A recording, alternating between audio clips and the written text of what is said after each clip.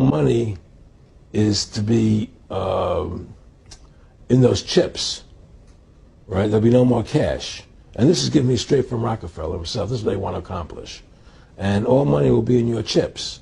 And so instead of having cash, anytime you have money in your chip, they can take out whatever they want to take out whenever they want to. If they say you owe us this much money in taxes, they just deduct it out of your chip digitally. Total control. Total control. And if you're like me or you, and you're protesting what they're doing, they can just turn off your chip. And you have nothing. You can't buy food. You can't do anything. It's total control of the people. And that chip's connected to a database that has your purchasing records, what you do, what everything, you sell. Everything is in there, you know? And so they want a one world government controlled by them, everybody being chipped, all your money in those chips, and they control the chips, and they control people. And you become a slave. You become a serf to these people. That's their goal. That's their intentions. Eric, can you be specific about when you met Rockefeller, how it happened in these discussions? I met Rockefeller through a female attorney I knew who called me up one day and said, one of the Rockefellers would like to meet you. I had made a video called Mad as Hell, and he'd seen the video and wanted to meet me and knew I was running for governor of Nevada. So sure, I'd love to meet him. And I met him, and I liked him, and he was a very, very smart man. And we used to talk and share ideas and thoughts. And he's the one who told me 11 months before 9/11 ever happened that there was going to be an event. Never told me what the event was going to be, but there was going to be an event. And out of that event, we were going to invade Afghanistan to run pipelines from the Caspian Sea. We were going to invade Iraq, you know, to take over the oil fields, establish a base in the Middle East, and make it all part of the New World Order. And we'd go after Chavez in Venezuela.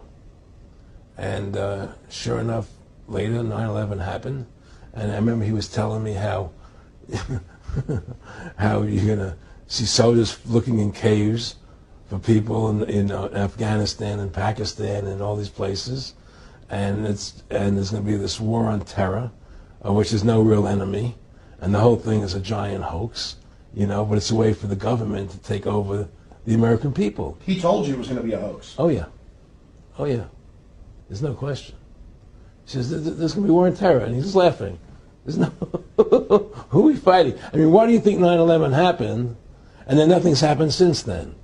Do you think that our security is so great here that these people who pulled off 9/11, who were able to, can't knock down another plane? Come on, it's ridiculous. 9/11 was done by people in our own government and our own banking system to perpetuate the fear of the American people into subordinating themselves to anything the government wants them to do. That's what it's about, and to create this war, this endless war on terror. And that's why and that was the first lie. And the next lie was going into Iraq, you know, to get Saddam Hussein out with his weapons of mass destruction. That was the next lie. Now, specifically, this was a little over 6 years ago. This was 11 months before 9/11. Yeah. And Nick Rockefeller, he's a lawyer. He's become your friend over the previous years, and he's saying to you that there's going to be this big event, and then out of that we're going to have a war on terror, and it's just going to go on and on. Right, an endless war on terror without any real enemy. That you can never, so you can never define a winner. And did he say that it's going to be perfect because you can't define an enemy? It just goes on and on? Yeah, because you can't define a winner. There's no one to beat, so it goes on and on forever. And they can do whatever they want. They scare the hell out of the American public. Look, this whole war on terror is a fraud.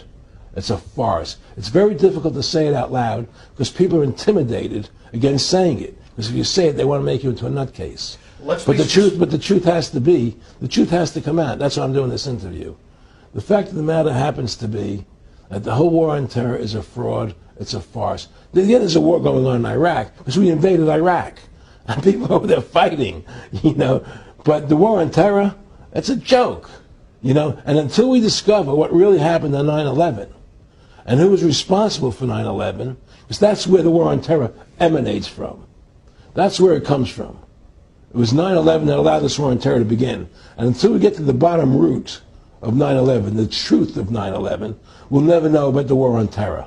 Aaron, you said that he was, and I think it's important, and I know this about the Rockefellers from Dr. Dennis Cuddy and many others who literally, you'll be 20 years old in a lunch line at college, and no, there's David Rockefeller. And here's your, I mean, they're experts at recruiting and getting what they call players, and that clearly he was, I mean, I want to make it specific and just get you to reiterate what you said last night about you got 30% of the vote, you were having an effect, you made mad as hell, they knew that you'd started the Constitution Party, they knew that you were somebody who was taking action and getting things done, you'd already made some big films, had a lot of other successes, right. So they were trying to recruit you, and didn't it come down to the point of, hey, we are here to recruit you, and don't worry, your chip's going to say, don't mess with us. You know, this guy's don't touch. Yeah, yes, that did happen. I was definitely being recruited, but it's more subtle than that. Well, in your words, just go through the process, and then what he said to you. Well, what it is remember, we were friends, and we used to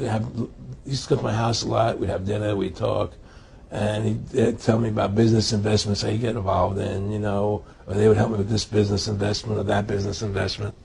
And was I interested in joining the Council on Foreign Relations? You know, I would have to get a letter to join them, but was I interested in that?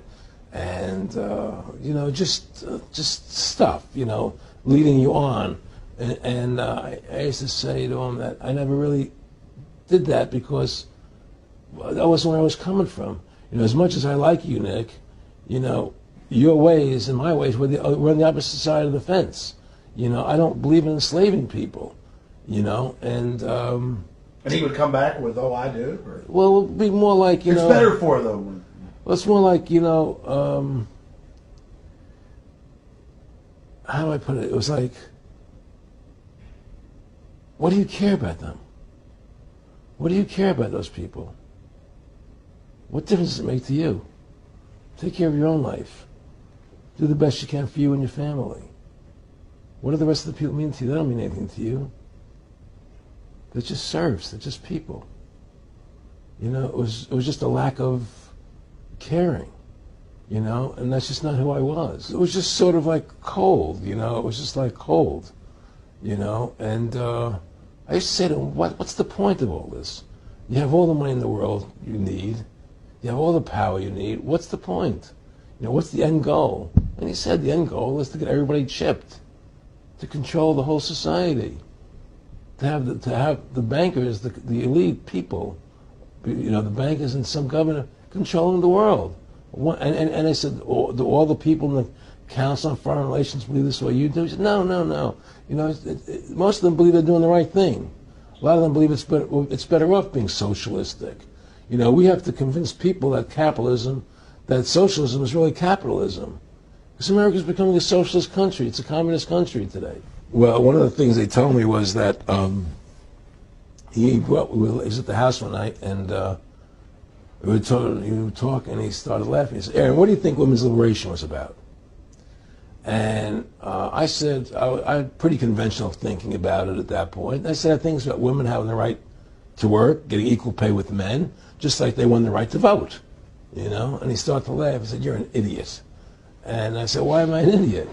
He said, let me tell you what that was about. We, the Rockefellers, funded that. We funded Women's Lib, you know? And we're the ones who got all over the newspapers and television, the Rockefeller Foundation. He says, and you want to know why? He says, there were two primary reasons. And one reason was we couldn't tax half the population before Women's Lib. And the second reason was now we get the kids in school at an early age. We can indoctrinate the kids how to think. It breaks up their family. The kids start looking at the state as the family, as the school, as the officials, as their family, not as the parents teaching them. And so those are the two primary reasons for Women's Lib, which I thought up to that point was a noble thing. You know, when I saw their intentions behind it, where they were coming from when they created it, the thought of it, I saw the evil behind what I thought was a noble adventure.